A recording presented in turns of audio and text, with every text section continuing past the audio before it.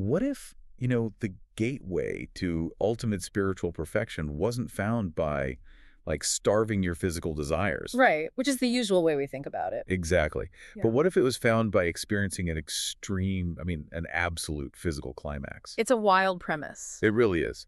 So, welcome to this deep dive. We are all pretty familiar with ascetic detachment, right? Yeah, that whole idea that you have to reject the flesh to, elevate the spirit. Right, exactly. But today, we are exploring a 2023 text that just completely inverts that paradigm. We're looking at a really provocative piece of spiritual writing by an author named Shua Feng. Titled The Gateway to the Elysium World, and we're using the translation edited by Kinyu for this. Yes.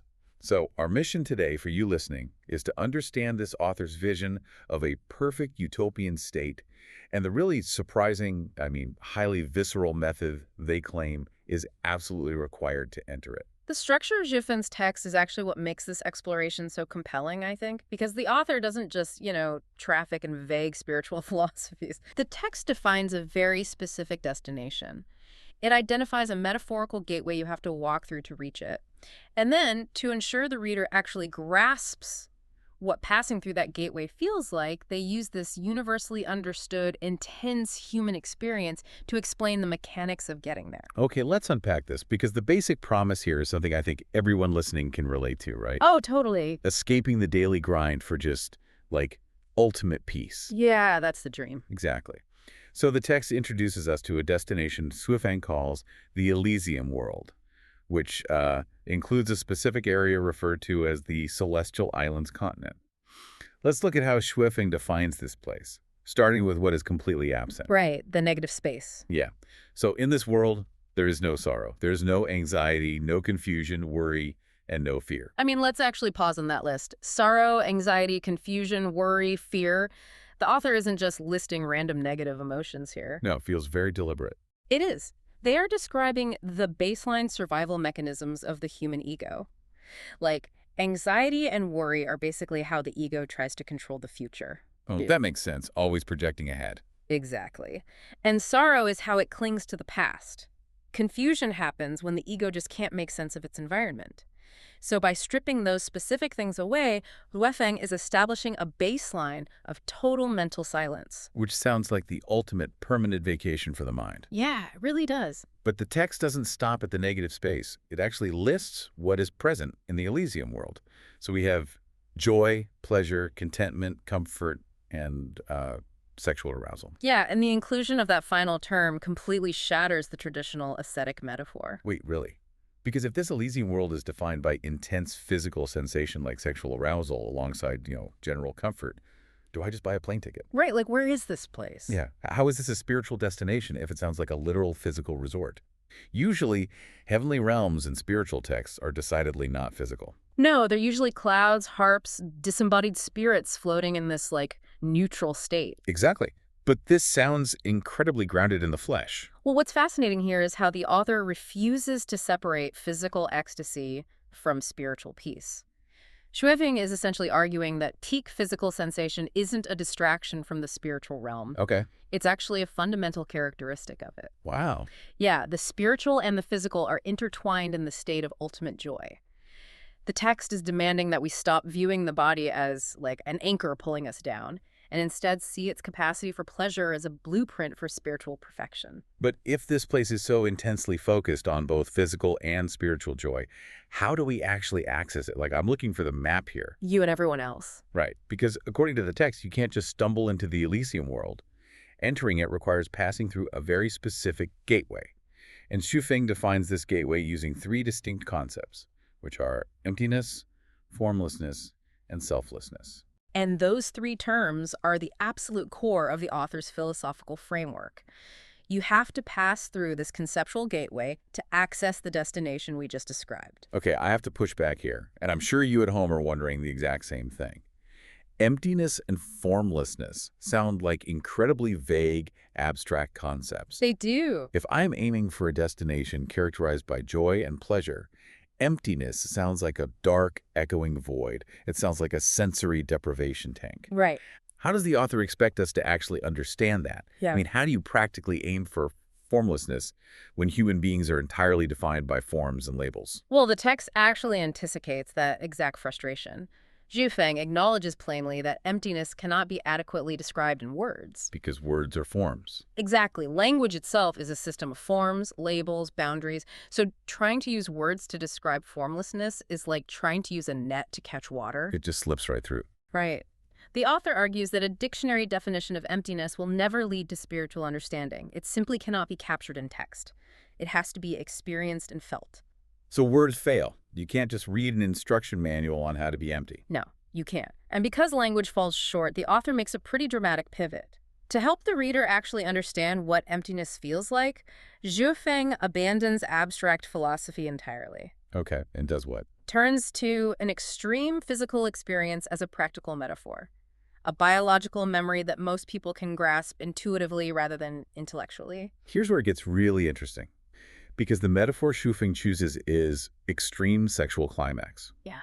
The author uses the absolute peak of bodily sensation, which the text calls the sweetness of the strong fusion of body, as the exact model for spiritual detachment. It is a massive paradox. It really is. To understand how to detach from the physical world, you are asked to recall the most intensely physical thing a human body can do. Right. Instead of asking you to sit in silence and, imagine a blank wall, Swiffing asks you to recall an explosion of feeling. The text provides several vivid quotes that actually break down the psychology of this physical peak. Let's analyze those quotes because they are incredibly specific about what happens to consciousness in that fraction of a second. Yeah, let's hear them. Okay, one describes the climax as an awakening and the beginning of life. All caps on life there. Another explicitly states that it provides the opportunity to transcend myself and awaken from the fog of everyday life. And that phrase, the fog of everyday life, that connects directly back to that earlier list of absent things we talked about. The anxiety, the worry, the confusion. Exactly. That is the fog, the constant mental chatter and the heavy burden of managing your identity. Su Feng points out that in the moment of extreme climax, that fog isn't just ignored, it is violently burned away. Wow, yeah. Your mind simply does not possess the bandwidth to worry about tomorrow's schedule or yesterday's regrets. It is powerfully yanked into the present second. But, isn't that just a temporary biological distraction? A biological climax lasts, what, a few seconds? Sure. How does Xu Feng argue that a momentary neurochemical dump translates to a permanent spiritual state? Isn't there a fundamental difference between forgetting your ego for 5 seconds because your brain is flooded with dopamine and actually dismantling your ego to enter a spiritual world?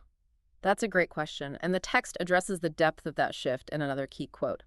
It describes the experience as leaving my body and leaving my spirit, and not really caring about everything that usually seems important to me. Right. The text even calls it the pause of life, like a moment of eternity. So the author isn't viewing this as a distraction. Zhu Feng is arguing that the biological intensity forces a temporary shutdown of the self. The timeline literally stops moving forward. The pause of life. Yeah. It's as if the sheer overload of sensation forces the ego to just short circuit. Exactly. I want to bring in an analogy here. It feels like the physical sensation is a rocket booster. Okay, I like where this is going. The friction, the biology, the intense arousal, that's the violent, fiery explosion you need to break the gravitational pull of the Earth. Right. The Earth, in this case, being your ego, your daily worries, yourself. You need that extreme thrust to reach escape velocity. But the goal isn't the explosion itself, right? No, it's what comes after. Let's push that analogy further, using Shui Feng's own words. The text says, a strange feeling, another dimension of my existence, drifting away and melting from the support point of my life. Melting from the support point. Yeah. Think about what a support point is, practically. It's the foundation of your identity. Your title, your history, your grudges, your ambitions. So in the rocket analogy, those support points are the gravity holding you down. Exactly. The climax is the thrust that allows you to drift away and melt from those anchors. And once you break through the atmosphere, the fiery booster falls away, and you are just left floating in a state of weightless, silent emptiness. So the physical peak is the vehicle, and the psychological shift is the payload. That's a great way to put it. You use the absolute limit of the body to leave the body behind. You stop caring about the everyday troubles that usually define you. And this is the critical turn in the text. Xu Feng argues that these feelings, transcending oneself, drifting from support points, the pause of life, they are not just describing a biological function. Right. They are literally describing the scenery of the Elysium world itself. Oh, wow. Yeah, the Elysium world is a state where consciousness is suspended in wonderful experiences, completely unburdened by the heavy luggage of the everyday self. To drive this home, Zhifeng makes the text intensely personal. The author shifts tone and fires off these direct questions to the reader about their own experiences with extreme climax. Yeah, it gets very direct. The text asks, did you not completely ignore or even forget the presence of your partner? Did you not completely forget the troubles, sorrows, and pains of your daily life? And then there's this most striking aggressive question. Which is, Did you not also completely disregard your own existence? if we connect this to the bigger picture, those questions are the absolute linchpin of Zhuefeng's argument. The author takes this peak human moment where you only feel extreme wonder, where all boundaries just dissolve, and equates it directly to the state of emptiness. Right. Because to Zhuefeng, emptiness is not a dark void. Emptiness means being empty of your ego. It is a profound state of self-loss that results in absolute peace of mind. I really need to process this. Let's trace the logic steps the author's taking us on. Okay. We want to reach the Elysium world, right? A place of ultimate joy and comfort. To get there, we have to pass through the gateway, which is emptiness and formlessness. Right. And we know what emptiness feels like, not through a dictionary, but because it feels like the total self-loss of a physical climax. So what does this all mean? Like, how does losing myself entirely actually help me enter this spiritual world? That is the philosophical paradox the text concludes on. The author states plainly that the state of emptiness is synonymous with selflessness. To enter the Elysium world, you basically must drop the baggage of you. Yeah. Zhuefeng explains that only when you reach this state of absolute self-loss will you understand a very specific ancient contradiction, which is, only by losing oneself can one find oneself. Only by losing oneself can one find oneself. I mean, it sounds like a riddle at first glance. It does.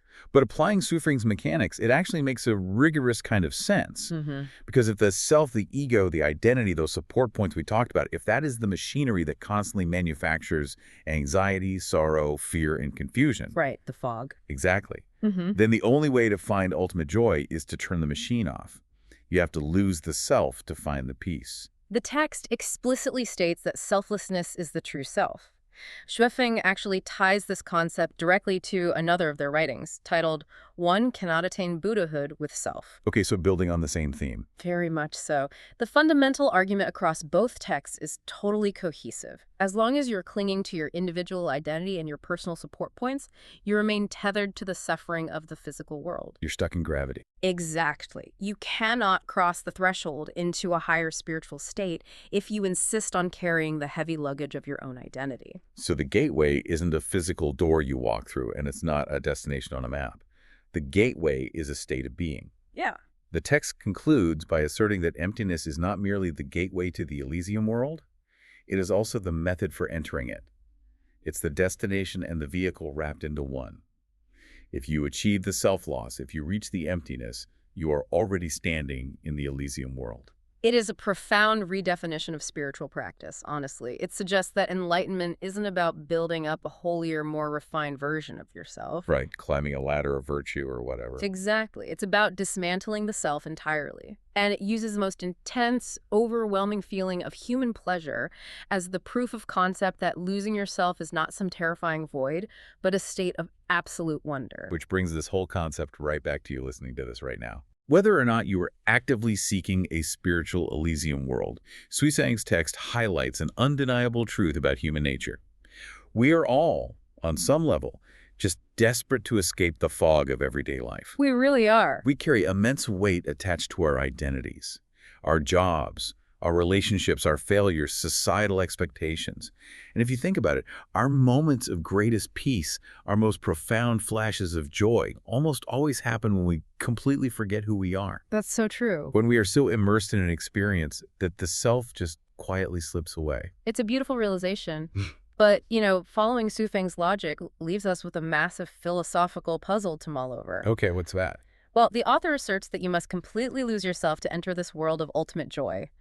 The ego, your entire identity, has to be destroyed at the gateway. Right. We established that. But if the ultimate spiritual destination requires you to completely disregard your own existence, who is actually left to experience the joy when you get there? Right. If the gateway destroys the self, does the you who wanted to enter the Elysium world even exist on the other side? And that is the perfect place to leave it. Next time you're searching for your own inner peace, you might want to ask yourself if you're actually willing to leave yourself behind to find it. Thank you for joining us on this deep dive. Keep questioning the fog, and we'll see you next time.